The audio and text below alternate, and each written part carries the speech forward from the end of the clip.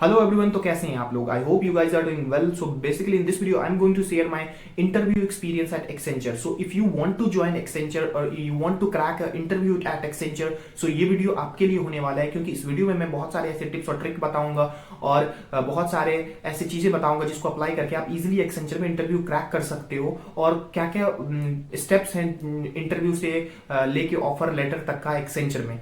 तो चलिए स्टार्ट करते हैं और जानते हैं मेरा एक्सपीरियंस कैसा था और मेरे साथ कौन कौन से ऐसे स्टेप्स हुए थे रिज्यूमे शॉर्टलिस्ट होने से एचआर राउंड तक के. तो जो पहला राउंड होता है वो बेसिकली आपका रिज्यूमे शॉर्टलिस्ट होगा.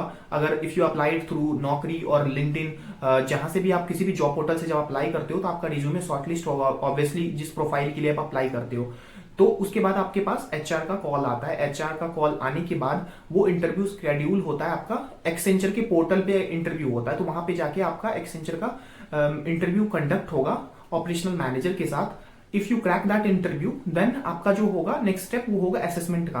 और असेसमेंट जो होता है वो भी एक्सेंचर के पोर्टल पे पर होता है. तो वहां पे असेसमेंट में कौन क्या क्या क्वेश्चंस पूछे जाते हैं, तो बेसिकली जो आपका प्रोफाइल होगा उससे रिलेटेड क्वेश्चंस होते हैं. 30% क्वेश्चंस आपके प्रोफाइल से रिलेटेड होते हैं, वो मल्टी चॉइस क्वेश्चंस होते हैं. उसके अलावा एक्सेल, बेसिक एक्सेल और एडवांस एक्सेल से क्वेश्चंस पूछे जा सकते हैं वहां पे.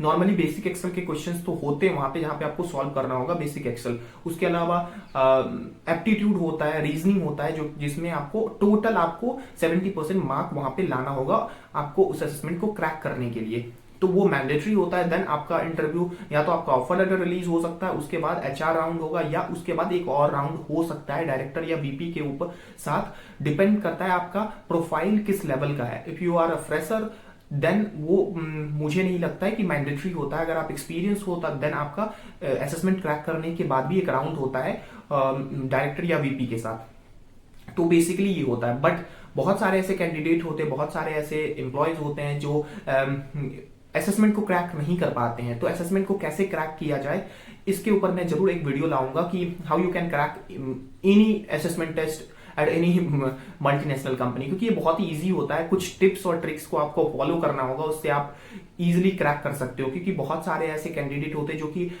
इंटरव्यू क्रैक कर लेते हैं बट वो असेसमेंट में फेल हो जाते हैं. असेसमेंट में फेल होने के कारण उनका ऑफर लेटर रुक जाता है, उनका जो शॉर्ट लिस्टेड होता है कैंडिडेट वो रुक जाता है. तो सारी चीजें रुक जाती है असेसमेंट के ऊपर. तो मैं असेसमेंट के ऊपर एक वीडियो लाऊंगा और आपके साथ वो ट्रिक शेयर करूंगा जिससे आप किसी भी असेसमेंट को क्रैक कर सकते हो. तो बेसिकली ये प्रोसेस होता है एक्सेंचर में. उसके बाद आपका आपसे कुछ, अगर आप शॉर्टलिस्ट हो जाते हो, सारे राउंड्स क्लियर कर लेते हो, then they will ask some documents.